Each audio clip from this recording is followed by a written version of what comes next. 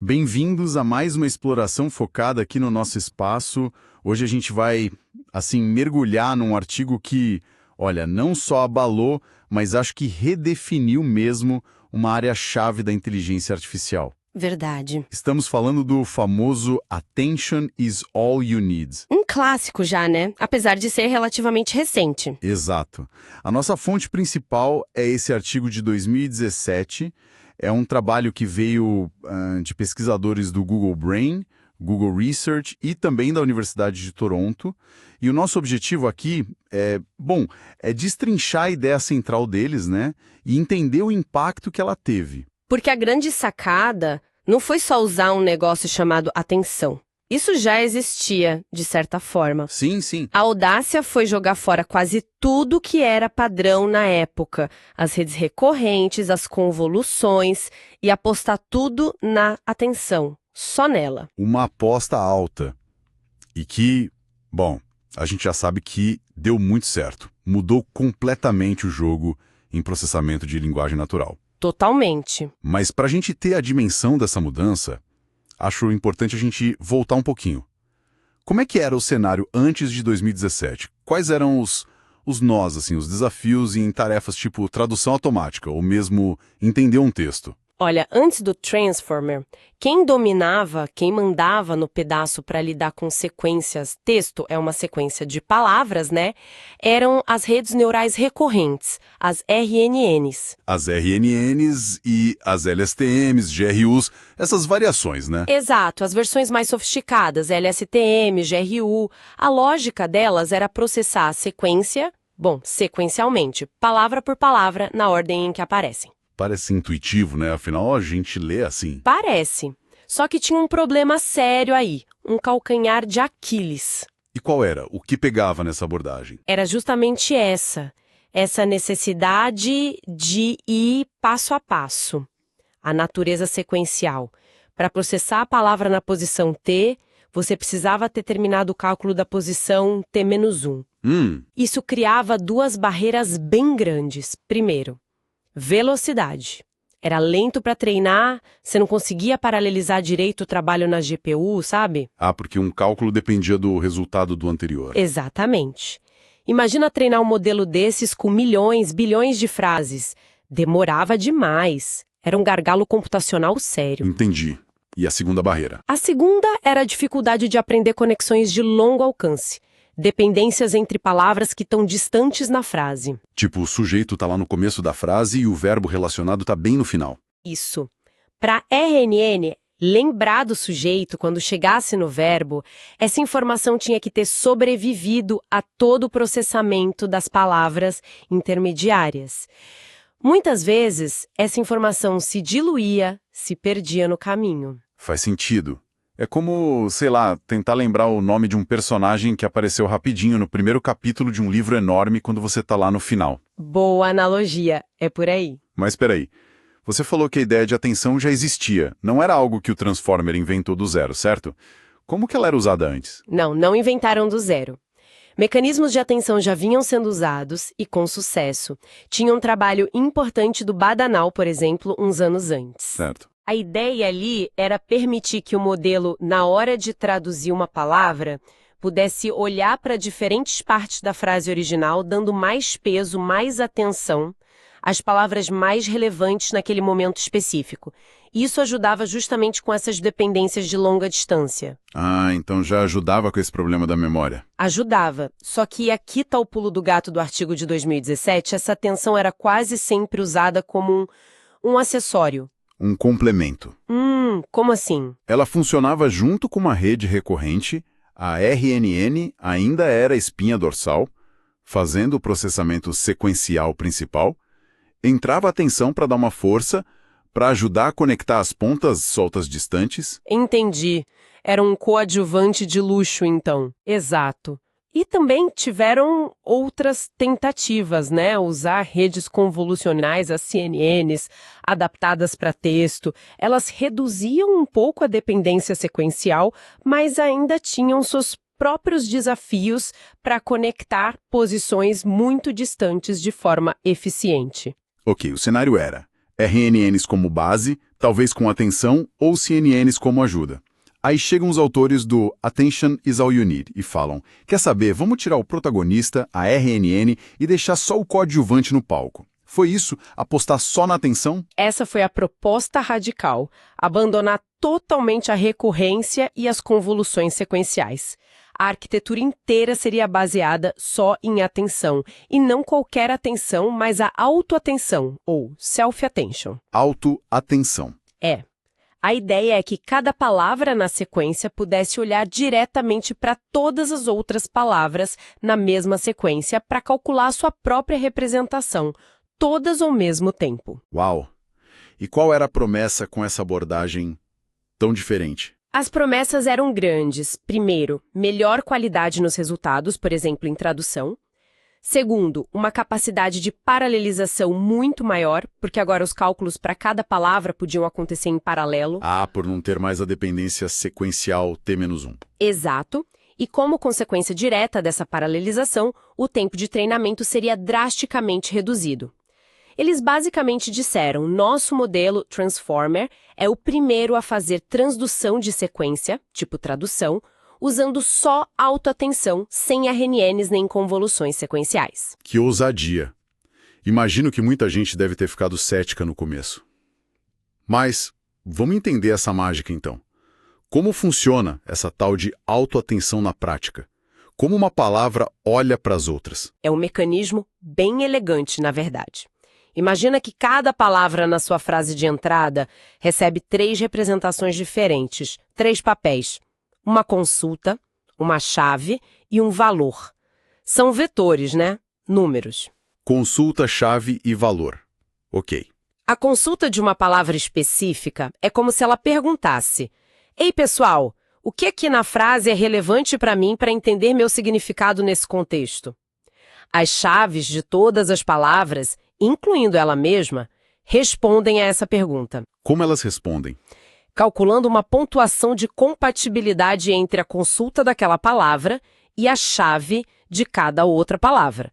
Se a chave de uma palavra combina bem com a consulta da palavra que perguntou, a pontuação é alta. Significa que elas são relevantes uma para a outra. E o que se faz com essas pontuações? Essas pontuações são transformadas em pesos. Palavras mais relevantes ganham peso maior. Depois, esses pesos são usados para fazer uma média ponderada dos valores de todas as palavras. Então a nova representação da palavra é uma mistura dos valores de todo mundo, mas com mais influência das palavras que tiveram mais compatibilidade de chave consulta. Exatamente. A palavra se atualiza com base no que é mais relevante para ela no resto da frase. E o método específico que eles usaram, o Scaled Dot Product Attention, faz isso usando o produto escalar para calcular a compatibilidade, o que é muito eficiente computacionalmente, especialmente em GPUs, que são ótimas com multiplicação de matrizes. E o Scaled? Por que escalar? Isso foi um detalhe técnico importante. Quando você trabalha com vetores de dimensão alta, o produto escalar pode dar valores muito grandes. Isso poderia atrapalhar o treinamento, especificamente numa função chamada softmax que eles usam para normalizar os pesos. Então, eles dividem o produto escalar pela raiz quadrada da dimensão das chaves. Isso ajuda a manter os valores sob controle e o treinamento mais estável. Inteligente. Detalhes que fazem a diferença. Mas o artigo também fala muito de multi-head attention, atenção com múltiplas cabeças. Isso é para quê? Não bastava uma? Parece complicação, né? Mas a ideia é muito boa. Em vez de fazer esse cálculo de consulta, chave, valor uma única vez, com vetores grandes e complexos, eles dividem para conquistar. Exatamente. Eles pegam as consultas, chaves e valores originais e os projetam linearmente em vários conjuntos menores, digamos 8 conjuntos, que foi o número que eles usaram no artigo base. Cada um desses conjuntos menores é uma cabeça de atenção. E cada cabeça faz o cálculo de atenção separadamente. Isso, de forma independente e em paralelo. É como se cada cabeça pudesse focar em um tipo diferente de relação ou aspecto da linguagem. Uma cabeça pode aprender a focar mais em relações sintáticas, outra em semântica, outra em resolver pronomes, sabe? Ah, interessante. Como ter múltiplos especialistas olhando para a mesma frase, cada um com seu foco. Perfeito. Permite ao modelo capturar informações de diferentes subespaços de representação ao mesmo tempo. Se fosse uma cabeça só, ela teria que meio que fazer uma média de tudo, e talvez algumas nuances se perdessem. E depois? Junta tudo. Isso. Os resultados de todas as cabeças são concatenados, juntados e depois passam por mais uma transformação linear para gerar a saída final da camada de Multi-Head Attention. E o mais legal é que, como cada cabeça opera em dimensões menores, a dimensão total dividida pelo número de cabeças, o custo computacional total é parecido com o de ter uma única cabeça grande. Muito eficiente. Combina poder de representação com eficiência computacional. Exato. E como esses mecanismos, a autoatenção e a multi-head attention, se encaixam na arquitetura geral do Transformer? Você mencionou que ele é um modelo de transdução. Isso. Ele segue a estrutura clássica de encoder-decoder, muito comum em tradução automática. Encoder-decoder. Explica um pouco. O encoder, ou codificador, é a parte que recebe a frase na língua de origem, por exemplo, em alemão. A função dele é ler essa frase e gerar uma representação computacional rica dela, capturando o significado. Ok, ele entende a frase original. Isso. E o decoder, ou decodificador, pega essa representação gerada pelo encoder e a usa para gerar a frase na língua de destino, por exemplo, em inglês. Ele gera a tradução palavra por palavra. Certo. E onde entra a atenção aí? Em ambos. Tanto o encoder quanto o decoder são formados por uma pilha de camadas idênticas. No artigo original, usaram n igual a 6 camadas em cada um. 6 camadas no encoder, 6 no decoder. Exato. Cada camada do encoder tem 2 subcamadas principais. A primeira é a multi-head self-attention, onde as palavras da frase de entrada olham umas para as outras para refinar suas representações. A autoatenção que a gente acabou de ver. Isso. A segunda subcamada é uma rede neural feed-forward, bem simples, mas que é aplicada independentemente a cada posição, a cada palavra. Ela processa mais a fundo a informação de cada palavra depois da etapa de atenção. E o decoder? É igual? Quase. O decoder também tem essas 2 subcamadas, uma multi-head self-attention, com um detalhe importante, e a rede feed-forward. Mas ele insere uma terceira subcamada entre as duas. Uma terceira? Qual? Uma outra camada de multi-head attention, mas essa não é self-attention. Essa camada do decoder presta atenção na saída do encoder. Ah, é aí que a informação da frase original entra para guiar a tradução. Exatamente. É o elo entre o entendimento da origem e a geração do destino. E tem aquele detalhe que mencionei na alta tensão do decoder. Ela é mascarada. Mascarada. Como assim? Como o decoder gera a tradução palavra por palavra, na hora de gerar a palavra na posição I, ele só pode olhar para as palavras que ele já gerou, até I-1, e para a frase original, via atenção no encoder. Ele não pode ver o futuro, ou seja, olhar para as palavras que ele ainda vai gerar nas posições I+1, I+2, etc. A máscara garante isso, preserva a natureza autorregressiva da geração. Entendi. Faz todo sentido. E você mencionou também conexões residuais e normalização de camada. Sim, são técnicas muito importantes que eles usaram bastante. A conexão residual, inspirada nas ResNets da visão computacional, basicamente cria um atalho para o fluxo de informação, somando a entrada de uma subcamada à sua saída. Isso ajuda a treinar redes muito profundas sem que o sinal se perca. E a normalização de camada ajuda a estabilizar o treinamento. Cada subcamada é seguida por Layer Norm X plus Sublayer X. Ufa, é uma arquitetura bem elaborada. Mas ainda tem uma coisa me deixando encucado. Se não tem RNN processando sequencialmente, nem CNN olhando janelas de palavras vizinhas, como raios o modelo sabe a ordem das palavras? Como ele sabe que o gato perseguiu o cachorro é diferente de o cachorro perseguiu o gato? A autoatenção pura não perderia essa informação. Excelente pergunta. É um ponto crucial. A autoatenção por si só é invariante à posição. Ela trata a entrada como um conjunto, um saco de palavras.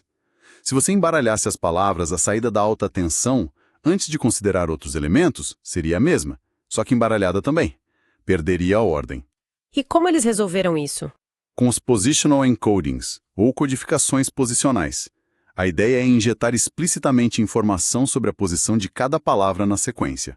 Injetar como? Eles criaram vetores, chamados Positional Encodings, que têm a mesma dimensão dos embeddings das palavras. E esses vetores são simplesmente somados aos embeddings das palavras logo na entrada do encoder e do decoder. Ah, então cada posição na frase ganha um bônus numérico que indica onde ela está. Exato. E o jeito que eles calcularam esses vetores foi bem engenhoso. Usaram uma combinação de funções seno e cosseno com diferentes frequências. A fórmula é meio matemática, mas a intuição é que isso cria um padrão único para cada posição. Um padrão de ondas, tipo uma assinatura. Isso, uma assinatura única para cada posição. Posições próximas têm assinaturas semelhantes, mas distintas. E o modelo, durante o treinamento, aprende a usar essa informação contida nos padrões de seno e cosseno para entender a ordem relativa e absoluta das palavras. E por que seno e cosseno? Não podiam só aprender esses vetores de posição junto com o resto? Eles até testaram aprender os vetores posicionais e disseram que os resultados foram quase idênticos. Mas eles preferiram a versão com seno e cosseno por duas razões. Primeiro, ela é fixa, não aumenta os parâmetros do modelo. E segundo, eles levantaram a hipótese de que essa formulação matemática poderia ajudar o modelo a generalizar para frases mais longas do que as vistas no treinamento, porque a função pode gerar padrões para qualquer posição, teoricamente. Entendi. Então, recapitulando a lógica. A autoatenção cuida das relações de significado entre as palavras, não importa a distância, e os positional encodings garantem que a ordem não seja perdida no processo. É isso? Perfeitamente resumido. Essa combinação que permitiu abandonar a recorrência. E por que essa combinação toda foi considerada melhor que as RNNs ou CNNs da época? Eles listaram as vantagens de forma mais concreta? Sim, eles compararam em alguns eixos-chave, até numa tabela no artigo. Primeiro, a complexidade computacional por camada. Dependendo do tamanho da sequência N e da dimensão dos vetores D, a autoatenção podia ser mais rápida que RNNs, especialmente quando N era menor que D, o que acontecia bastante com as técnicas de subpalavras usadas em tradução. Ok. Potencialmente mais rápida. Segundo, e talvez o mais importante, paralelização. A quantidade de operações que precisam ser feitas em sequência na autoatenção é constante, O1. Já nas RNNs é proporcional ao tamanho da sequência, ON. Isso significa que a autoatenção é muito mais paralelizável em hardware como GPUs. Ah, o ponto que já falamos. Treinamento muito mais rápido. Exato. E terceiro, comprimento do caminho entre dependências. Na autoatenção, qualquer palavra pode interagir diretamente com qualquer outra. O caminho entre elas tem comprimento O1. Nas RNS, a informação tinha que percorrer toda a sequência, caminho ON. Nas CNNs empilhadas, era algo como O log N ou ONK. Caminhos mais curtos facilitam muito o aprendizado de dependências de longo alcance. Faz sentido. A informação não precisa viajar tanto. E eles mencionaram um benefício adicional. A autoatenção poderia levar a modelos mais interpretáveis. Você pode tentar visualizar para onde cada palavra está prestando atenção, e às vezes isso revela padrões interessantes sobre relações sintáticas ou semânticas que o modelo aprendeu. Interessante. Então, teoria bonita, arquitetura elegante, vantagens claras no papel. Mas e na prática? Os resultados confirmaram essa superioridade toda? A aposta valeu mesmo a pena nos benchmarks? Valeu, e como foi aí que o artigo realmente brilhou e convenceu a comunidade. Eles testaram principalmente em tradução automática, usando o benchmark WMT 2014, que era o padrão na época. E aí? No par inglês-alemão, o modelo deles, o Transformer Big, simplesmente estabeleceu um novo estado da arte. Superou os melhores modelos anteriores, incluindo combinações de vários modelos, ensembles, por mais de 2 pontos Bleu. 2 pontos Bleu é bastante coisa nesse tipo de benchmark, né? É muito. E fizeram isso treinando por apenas 3,5 dias em 8 GPUs P100. Mesmo o modelo base deles, menor, já superava todos os modelos individuais publicados anteriormente e com um custo de treino bem menor. Uau! E em outros pares de línguas? No inglês-francês, a história foi parecida. O modelo Big também bateu o estado da arte, alcançando um Bleu de 41,8 e superando os modelos únicos anteriores com menos de 1/4 do custo de treinamento deles. Impressionante. Então não era só melhor, era drasticamente mais eficiente para treinar. Exatamente. Isso mostrou que a arquitetura não era só poderosa, era prática. E, claro, eles usaram as melhores práticas de treinamento da época. Otimizadorada, com uma taxa de aprendizado que esquenta e depois decai, regularização com dropout para evitar overfitting e uma técnica chamada label smoothing, que também ajudou um pouco na performance. E eles chegaram a brincar com a arquitetura? Tipo, tirar uma peça, mudar um parâmetro para ver o que aconteceu? Fizeram esses testes de ablação? Fizeram sim, é uma parte importante para validar as escolhas de design. Eles mostraram, por exemplo, que usar múltiplas cabeças de atenção, multi-head, era realmente melhor que uma só. 8 cabeças pareceu um bom ponto de equilíbrio. Confirmaram a ideia das múltiplas perspectivas. Isso. Também viram que reduzir demais a dimensão das chaves DK prejudicava a qualidade, sugerindo que aquela função de compatibilidade não era trivial. Como esperado, modelos maiores, com mais camadas, N, maior dimensão interna de model, geralmente performavam melhor. Mais capacidade, melhor resultado. E confirmaram que o dropout era crucial para evitar overfitting e que o label smoothing também dava uma ajudinha. E sobre os positional encodings, eles viram que a versão com seno e cosseno e a versão aprendida davam resultados quase idênticos, validando a escolha pela versão fixa. Ou seja, as principais escolhas de design que eles fizeram pareceram bem justificadas pelos experimentos. Exatamente. Fantástico para tradução. Mas e para outras tarefas? Será que essa arquitetura era uma bala de prata só para tradução? Ou ela conseguia generalizar bem? Ótima pergunta. Eles mesmos quiseram investigar isso e testaram o Transformer numa tarefa bem diferente. Análise sintática de constituintes em inglês. English Constituency Parsing. Parsing, aquilo de montar a árvore gramatical da frase? Isso mesmo. É uma tarefa bem desafiadora. A saída é uma estrutura complexa, não só uma sequência de palavras. E, historicamente, modelos sequência-sequência baseados em RNN não tinham se destacado tanto nisso quanto modelos mais especializados. E como o Transformer se saiu? Surpreendentemente bem. Mesmo treinando só com um dataset relativamente pequeno, o WSJ, com 40.000 sentenças, o Transformer deles, com 4 camadas e maior dimensão, já superou modelos fortes anteriores como o Berkeley Parser. Sério, sem nenhuma adaptação muito específica para a tarefa? Pelo que o artigo indica, foi uma aplicação mais direta da arquitetura, e quando eles usaram mais dados num esquema semi-supervisionado, os resultados foram ainda melhores, alcançando um F1 score de 92,7, que superava quase todos os modelos da época, com exceção de um modelo de gramática neural recorrente bem complexo. Nossa. Isso é um sinal forte de generalização, né? Muito forte.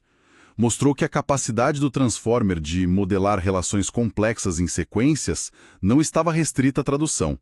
Ele conseguia aprender estruturas hierárquicas também, e fazer isso de forma competitiva mesmo em cenários com menos dados específicos para a tarefa. Bom, acho que fica bem claro, né? O artigo Attention's All You Need e a arquitetura Transformer foram mesmo um divisor de águas, não é exagero dizer isso. De forma alguma. Ao chacoalhar a base do que se fazia, eliminando a recorrência e apostando tudo na atenção, eles abriram as portas para uma nova geração de modelos. Modelos mais rápidos de treinar, mais paralelizáveis e, principalmente, capazes de capturar relações muito complexas nos dados. Exato. Eles estabeleceram novos padrões de desempenho e, mais importante, forneceram a base arquitetônica para muito do que veio depois. É a base dos modelos gigantes que a gente vê hoje, né? Os GPTs, BERT, T5, todos eles têm o Transformer no coração. Todos eles. O legado principal, eu diria, são esses 3 pontos. A paralelização massiva, que permitiu escalar os modelos, a facilidade em lidar com dependências de longo alcance, através dos caminhos curtos da atenção, OI1, e a eficiência e generalização que tornaram essa arquitetura tão versátil. Uma verdadeira mudança de paradigma, sem dúvida. Sem dúvida. E para a gente fechar, queria trazer uma provocação que os próprios autores deixam no final do artigo. Eles expressam entusiasmo para aplicar atenção a outras áreas de imagem, áudio, vídeo e investigar formas de geração menos sequenciais. Sim, eles já apontavam para essa direção. Então, a reflexão é: se a atenção pura, quebrando a sequencialidade, revolucionou o processamento de texto, como seria um modelo para gerar, sei lá, um vídeo ou uma música que funcionasse de forma totalmente paralela, baseado só em atenção sem gerar quadro a quadro ou nota por nota? Que tipo de criação, de análise, de interação isso poderia destravar se a gente conseguisse gerar dados complexos como vídeo ou áudio de forma mais holística, talvez? É uma pergunta fascinante. Abre muitas possibilidades, né? Talvez gerar cenas inteiras de uma vez ou compor peças musicais com estruturas globais mais coesas desde o início. Exato. Fica aí a provocação para o pessoal pensar. O que mais a atenção, como conceito fundamental, pode nos permitir fazer? É uma ótima pergunta para encerrar. Mostra como uma ideia poderosa pode continuar reverberando.